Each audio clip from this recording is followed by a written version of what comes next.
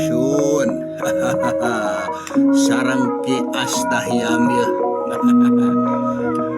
Rada bingung ya ngabandungan dina TV.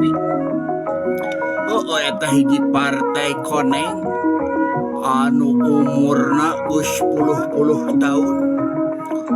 Unggal bulan, unggal tahun ngadidik loba kader euy.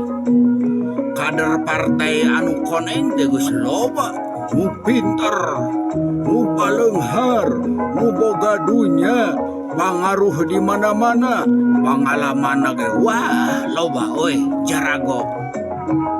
Nah atuh ari dina waktuna nyalonkeun nu jadi pamimpin negara, bet milih anak batur anu lain warga-warga kuring acan, lain warga koneng euy, malah nyokot tinu beureum. Mangkana euy dina politik teh ieu nu disebut politik dinasti. Biar bapak senang, biar anak palurah bukan anggota kita, yang penting mah uing engke kabagean.